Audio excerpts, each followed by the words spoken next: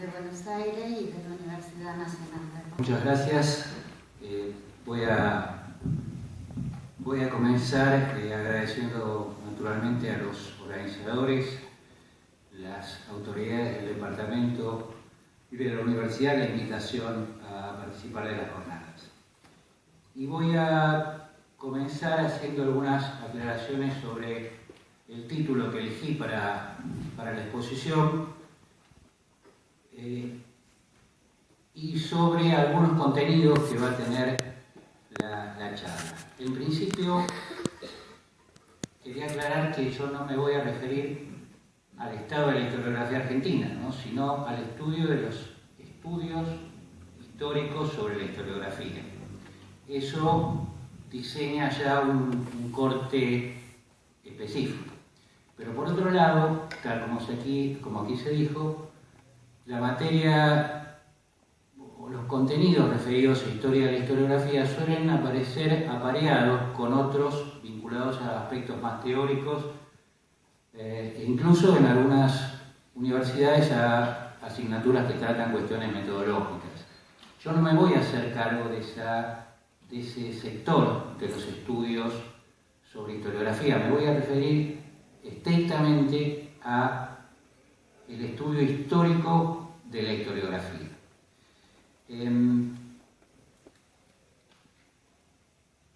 Luego quería comentar el título, que puede ser un poco crítico, o quizás, espero yo que haya sido un poco crítico, de los espejos a las calles, porque me parecía que podía dar cuenta así de algunos de los movimientos de transformación que a mí me parecen más importantes en el área de estudios de la historia de la historiografía argentina, insisto, entendida con los cortes que mencioné al principio, ¿no?, dejando de lado las reflexiones o las investigaciones sobre cuestiones teóricas y centrándome en los estudios históricos sobre los modos de historiar en el país. Me parece que el título, o esperaba que el título indicara que se ha pasado de una historia de la historiografía concentrada en la investigación de su propia producción, de la producción de los propios historiadores profesionales y sus instituciones, concentrada en las grandes obras, dicho esto entre comillas, de los historiadores consagrados, de los historiadores que integran el canon, a una historia de la historiografía preocupada por el estudio de las relaciones de la sociedad con su pasado, o si se prefiere, a un estudio de las representaciones colectivas del pasado. Naturalmente, en esa construcción colectiva de representaciones del pasado, o en la construcción de relaciones sociales con el pasado, los llamados historiadores profesionales, podemos discutir luego qué sentido otorgarle a este término, los historiadores profesionales, decía, tenían un lugar, y probablemente en esta nueva versión, digamos, fruto de estos procesos de cambio, la reflexión de nosotros historiadores sobre nuestra propia actividad y nuestra propia producción puede ser una de las formas más afinadas de ejercicio de la crítica de nuestro propio, del funcionamiento de nuestro propio espacio. Me pareció entonces que de la mirada al espejo, de la mirada a nosotros mismos, se había pasado a mirar al exterior, y el uso de la figura de la calle me parecía además que sugería la recuperación de la dimensión política de nuestros estudios, una dimensión que es lo que yo llamaré un poco más adelante la visión más tradicional de la historia de la historiografía, estaba borrada o pretendía borrarse. Luego volveré a estas cuestiones. Y una observación más sobre el título que tiene que ver, y esta quizás sea la exhibición de una patología profesional, tiene que ver con la periodización. Yo propuse tomar un periodo relativamente largo, que es 1983 a la actualidad, 2015, por varias razones. En primer principio abrí el periodo al final de la dictadura por una razón muy obvia, que era el fin de la posibilidad de ser muerto o desaparecido por el ejercicio de la práctica historiográfica o por el delito de opinión. Luego, porque me parece que lo que ocurrió en el campo de la historia de la historiografía argentina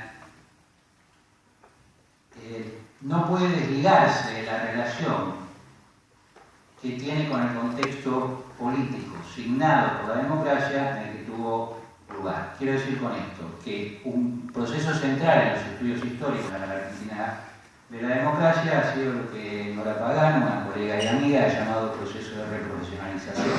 Ese proceso de profesionalización, para bien o para mal, se asuma la posición que se asuma frente a él, es casi función directa del establecimiento de un orden democrático. Y finalmente elegí un periodo como este, de poco más de 30 años, porque permitía percibir algunos cambios del estado en el que estaba la historia de la historiografía, apenas recuperada la democracia, al estado en el que se encuentra hoy en día. Entonces, ¿cuáles serán las características de aquella historia de la historiografía que yo anuncié a llamar tradicional? Un sector de la disciplina era este, que había comenzado a organizarse más o menos con nitidez a fines del siglo XIX, también asociado a cierta etapa de la profesionalización, de la consolidación profesional, luego diré algo más de esto, y que todavía perdura hoy en algunos sectores de la especialidad.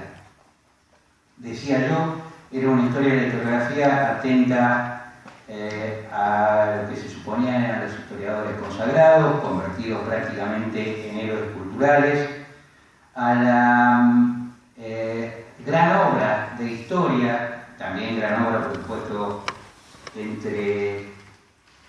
entre comillas, a lo que algunos autores llamaron, críticamente unos, otros convencidos de que se trataba exactamente de esto, llamaron alta historiografía, una noción que yo prefiero manejar nuevamente entre comillas. Yo decía que este tipo de historia de la historiografía parecía vinculado a la profesionalización por 2 o 3 vías, al menos. Por un lado, como dije, surgía en un momento de consolidación profesional a fines del siglo XIX, cuando la historia disponía ya de un conjunto de operaciones que se suponía la distinguían de otros modos de referencia al pasado, algo que podemos llamar ciertos principios de método que se habían recortado de la filosofía de la historia y de la novela histórica fundamentalmente. Por supuesto había discusiones en torno a algunos detalles, pero había 4 o 5 principios básicos que habían ganado consenso. La historia se hace con documentos, los documentos son documentos escritos y solo escritos. Allí se fundaba un corte estratégico que todavía nosotros percibimos en las clases del secundario, que se fundaba la distinción entre historia y prehistoria, porque se suponía que la prehistoria se dedicaba a aquellos tiempos que no había escritura, pero en todo caso es en ese momento de la profesionalización cuando aparece algo que se empieza a parecer a esta historia de la historiografía tradicional. La segunda vía por la cual se relaciona esa especialidad con el proceso de profesionalización es que ella cumplía, o pretendía cumplir, una función legitimadora del orden reinante en la profesión o de su impugnación. Es decir, la apelación a una galería de grandes hombres y grandes historiadores permitía tanto sostener el orden reinante en la profesión como impugnarlo por la vía de armarse una genealogía alternativa. Algo que uno de los mecanismos que Bourdieu ha detectado entre los competidores dentro de un espacio profesional, que son adversarios cómplices. La tercera vía es que la función de legitimación, la tercera vía decía que vinculaba las notas que había adquirido la práctica de la historiografía que he llamado tradicional con el proceso de profesionalización, era que la función de legitimación asumía muchas veces la forma de la construcción de linajes historiográficos con los que filiarse y tendía a la autocelebración. Por poner un caso, en la Argentina, una línea que fuera de la nueva escuela histórica, digo a comienzos del siglo XIX, a la llamada renovación, luego del golpe de Estado del 55 que derrocó al peronismo para culminar en el triunfo de un cierto modo de hacer historia luego del fin de la dictadura. Quiero decir, no es que esta sea una línea que yo plantee, digo que esta línea se ha planteado. Creo que hacia 1983-84, cuando se produce el fin de la dictadura en la Argentina y cierta normalización de la vida universitaria y político-cultural en general, este es el tipo de historia de la historiografía que predomina. ¿Cuáles son las causas que también en la Argentina han llevado a... ¿Cuáles son, las causas del cambio, que se produjo en la especialidad? Es decir, ¿cuáles son las causas que llevaron a la historia de la historiografía de los espejos a las calles? ¿Cuáles son las razones, las causas que hicieron de aquella especialidad complaciente y autocelebratoria una atenta por lo que ocurre en ese espacio que yo llamé la calle? Digo, esto que voy a plantear tiene valor sobre todo para la Argentina, ¿no? Una investigación empírica de las causas de estos cambios, sobre todo los que yo voy a ubicar en el terreno estrictamente historiográfico, en el mundo europeo excedería mucho la posibilidad de exposición de hoy, pero bueno, puede ser objeto de discusión. Yo creo que hay dos grandes tipos de causas de aquel cambio. Unas causas de orden historiográfico y unas causas de orden político, de orden más estructural y demográfico, si ustedes quieren, luego amplío esto, muy vinculadas a ciertas políticas públicas. Insisto, esto en el caso de la Argentina. Yendo a las causas de orden historiográfico, me parece que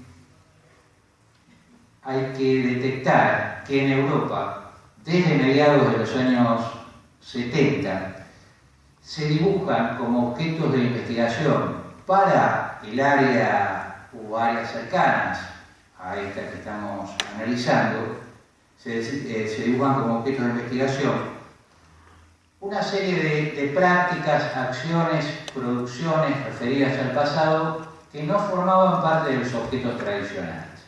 De ese modo, conmemoraciones, implantación de monumentos, lo que Hobsbawm llamó invención de tradiciones, celebración del pasado por distintas vías, los lugares de la memoria, o los lugares de memoria con más precisión, que es la fórmula que usó Pierre Nora para aludir a algunos de estos fenómenos. Cercanos a ellos los estudios históricos de la memoria, quiero decir, no una reflexión de orden filosófico en torno a las diferencias entre historia y memoria, sino los estudios históricos de base empírica sobre los fenómenos de memoria colectiva. Decía, todos estos territorios que desafían, pero al mismo tiempo involucran al historiador, entran a la agenda de la historia europea a mediados de los años 70.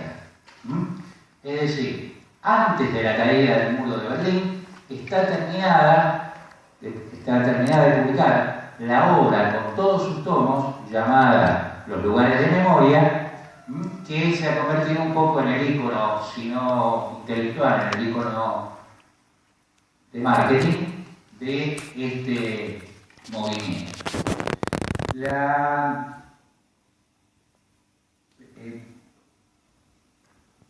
Yo creo que de este modo los estudios históricos sobre la memoria, sobre las conmemoraciones, sobre las celebraciones, sobre la implantación de monumentos, sobre la construcción de imágenes colectivas del pasado, sobre las cuestiones de identidad que están asociadas a ellas, que aquí se han mencionado, se transformaron en un sector muy dinámico de la investigación histórica, muy próximo a la historia de la historiografía, y diría que hoy en día es muy difícil hacer una apuesta de este tipo, pero diría que son de los 2 o 3 sectores más dinámicos. Por más dinámicos entiendo aquellos que no solo ofrecen más producción, sino que son capaces de mayor reclutamiento entre los jóvenes investigadores, son capaces de producir obras que dejan huellas y son discutidas y demás. Esa transformación de un sector de los estudios históricos que era marginal en 1975 a uno que era central 10 años después es un fenómeno muy rápido y decía, sobre sus causas podemos discutir luego si quieren introducirlas ahora desviaría el eje de la charla, pero me parece que es un fenómeno bastante muy interesante y sobre el cual yo no he hallado respuestas satisfactorias. En todo caso, en la Argentina post-dictadura decía de manera muy paulatina y con mucha más claridad a partir de mediados de los 90, me parece que esa agenda fue asumida. Quiero decir, lo que en Europa estaba ocurriendo a partir del año 75, cuando aquí se instauraba la dictadura militar, que deja al área de historia a cargo de unos elencos que ni siquiera podían concebir que la memoria fuera tema de estudio histórico, decía, en Europa, en el mismo momento que aquí se instaura la dictadura, la memoria y los fenómenos de construcción colectiva de imágenes del pasado se convierten en tema. En la historiografía argentina, merced a la reconexión con el horizonte internacional y otra serie de fenómenos que luego mencionaré, se asume esa agenda con cierto retraso. Se asume paulatinamente y yo diría que en 1995 es una fecha más o menos adecuada para señalar la llegada fuerte o la apropiación fuerte de estos temas. Aprovecho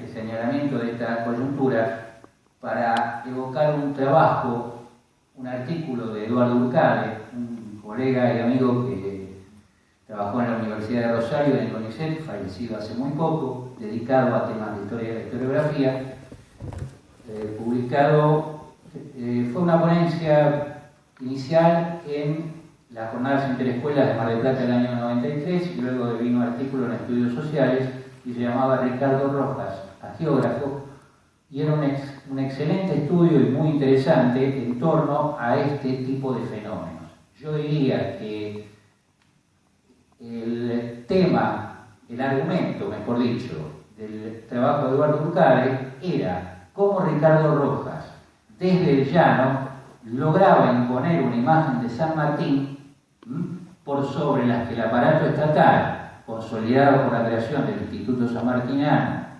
y en manos del general Justo, buscaba imponer. Un ejemplo interesante de que el manejo del aparato estatal no garantiza ni la captación de públicos ni la construcción de sentidos históricos.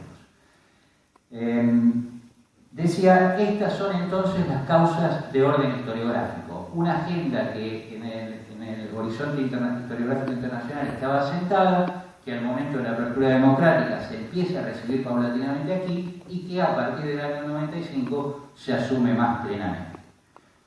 Por otro lado, yo registraba causas de orden político y dije estructural, demográfico, que son frutos de ciertas políticas públicas y que no afectan solo a la historia de la historiografía, sino al conjunto de la profesión.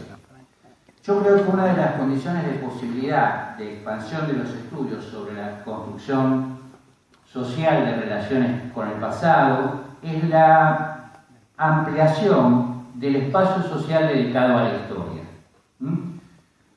Quiero decir,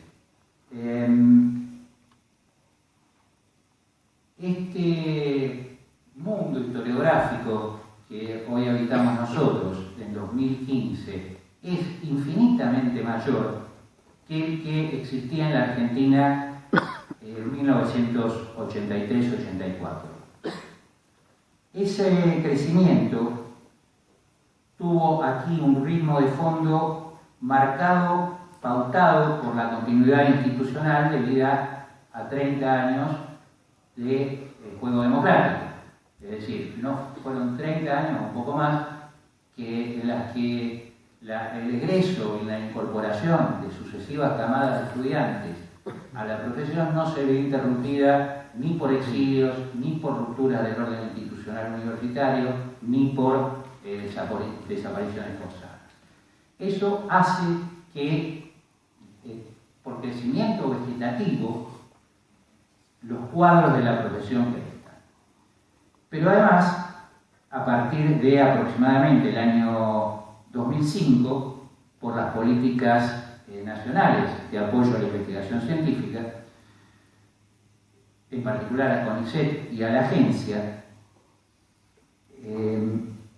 este espacio también se expandió. Quiero aclarar algo que suele olvidarse, que es que el apoyo a CONICET, por ejemplo, y la acción de la Agencia Nacional, no suponen solo el otorgamiento de becas, suponen también el otorgamiento de subsidios para la investigación, que como todos sabemos, contribuyen a financiar no solo la actividad de base en el archivo y el viaje al Congreso, sino incluso la publicación de libros. Varios de los libros que son fruto de este proceso de renovación de la agenda de la historia de la historiografía han aparecido gracias a subsidios de estos organismos públicos.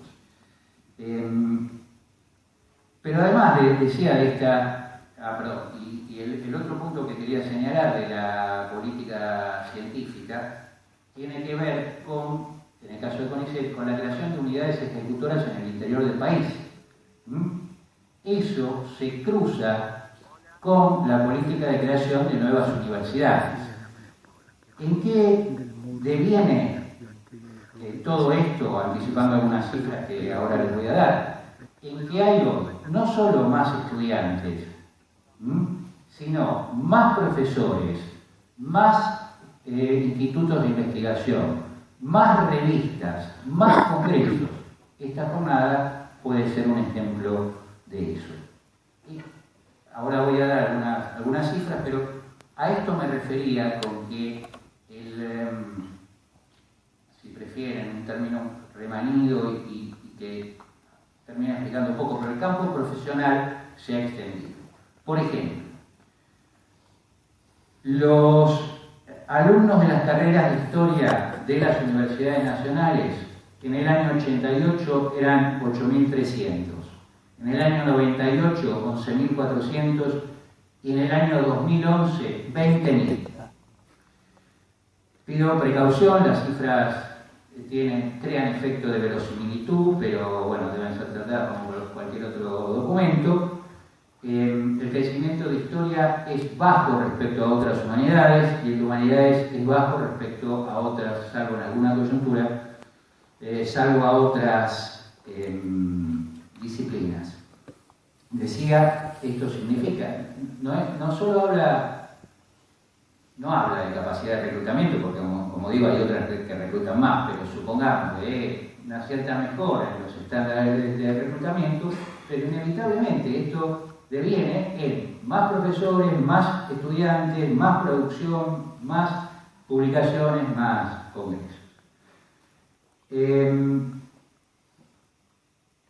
Los egresados, son cifras que no es muy complejo obtener. Los anuarios de la Secretaría de Políticas Universitarias están colgados en la web y creo que el último es 2013, se puede acceder fácilmente. El número de egresados 2011 de historia en universidades nacionales, las cifras de las universidades privadas son mínimas, es de 500 personas. Poco, mucho, depende contra qué se mira, contra el número de ingresantes, contra los cursantes, pero en todo caso son 500 personas, de las cuales un porcentaje, seguramente mucho menor del que nosotros desearíamos, se incorpora al mundo de la investigación y de la producción. En 2011 había 27 carreras de historia en universidades nacionales. A comienzo de la democracia, yo calculo que podrían ser unas 14, pero también se podría chequear con facilidad. Y en cuanto a CONICET, en 2003 había 493 becarios, en el área de ciencias sociales y humanidades. Allí historia convive con antropología, geografía y arqueología. En 2003 había 493 becarios y 700 investigadores. En 2007, 1.552 becarios y 1.000 investigadores. Y en 2011, 2.515 becarios y 1.845 investigadores. No son cifras de entrada por año, sino del conjunto total de investigadores y de becarios. Como decía, esto implica nuevas revistas, nuevos grupos de investigación en provincias, nuevas congresos, como decía, y redes semejantes a las que se pueden organizar en torno a jornadas comunes. ¿Por qué razón la expansión de la estructura, de la logística de investigación dedicada a la historia puede tener que ver con el cambio de los espejos a la calle del que yo hablaba antes? Porque el estudio de las operaciones de construcción de identidades colectivas, de apelación al pasado para la lucha política, de enlace del pasado con la sociedad, el estudio de esos procesos tiene en la escala provincial y regional un escenario muy adecuado. Quiero decir, un estudio de, voy a decir un tema cualquiera, la nueva escuela histórica, en los términos tradicionales, no reclama prácticamente más fuentes que las obras de los miembros de la nueva escuela y algunos archivos personales o cruces de cartas o material de ese tipo de 4, 5, 6 historiadores connotados y con suerte los archivos de Buenos Aires, La Plata y el Instituto de Historia del Derecho. En cambio, el trabajo de profesionalización, o sea, el proceso de profesionalización en las ciudades del interior lleva a la necesidad de trabajar elencos de fuentes mucho más vastas, publicaciones locales, diarios de la propia ciudad, diarios de la propia provincia, archivos personales,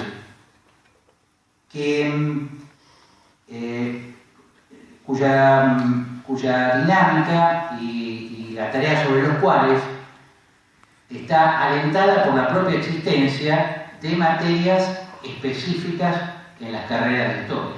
Estoy pensando que lo que ha ocurrido, luego voy a volver nuevamente al caso del peronismo en provincias, ¿no? Me parece que es un caso bastante análogo, pero lo que ha ocurrido en el caso de los estudios sobre el peronismo en provincias y lo que ha ocurrido en el caso de los estudios de la historia de la historiografía en provincias es bastante semejante entre la presión institucional de seminarios regionales y materias dedicadas a la historia local y la disponibilidad de archivos locales. Hoy en día es ineludible para estudiar el peronismo, luego diré qué pasa con la historia de la historiografía, recurrir a la dimensión provincial en la organización de tal fenómeno político. Los libros de César Tachi y de Darío Macor parece que dan dan prueba de eso. Si estas son las razones del cambio que llevan, decía yo, proponía yo, del espejo a la calle, podríamos intentar un balance del estudio actual de los estudios, del estado actual de los estudios historiográficos, en el sentido, insisto, en el que dije antes, de aquellos estudios de historia de la historiografía argentina, no los inclinados a las consideraciones filosóficas o teóricas más claras o más fuertes. Yo diría que el estado actual puede analizarse a través de 5 desplazamientos. Un primer desplazamiento, algunos ocurrieron en el evanescente terreno de nuestros modos de aproximarnos y de nuestras concepciones. Pero bueno, permítanme por un minuto abandonar las cifras y entrar a terrenos menos contundentes. Yo creo que se ha pasado de la atención a aquellas supuestas grandes obras al estudio de los ámbitos y las condiciones de producción y al estudio de la recepción y de los públicos. En una sesión de estas jornadas, en una sesión que tuvo lugar en la mañana, se habló del tema de los públicos. Creo que ese es un tema que todavía reclama más investigación, pero que es una novedad incorporada a partir de estos cambios que yo ubicaba alrededor, a partir de mediados de la década del 90. Se pasó del estudio de la historia profesional, sus instituciones, sus héroes, a aquellas zonas que no alcanzó, en las que venimos a descubrir tardíamente que se siguen produciendo interpretaciones del pasado. Esto no significa solo que ahora nos dedicamos a estudiar, que también lo hacemos, historiadores profesionales, pero además de los profesionales, otros que pretendiendo ser historiadores no alcanzaban o hubieran repudiado ellos mismos tal condición. Digo, no es que solo estudiamos ahora Eduardo Stesano, Puigros, Félix Luna, o este tipo de intelectual dedicado a los estudios históricos que la historia de la historiografía tradicional dejaba de lado. Ahora estudiamos manuales, programas de las escuelas, acciones de los partidos políticos para posicionarse frente al pasado,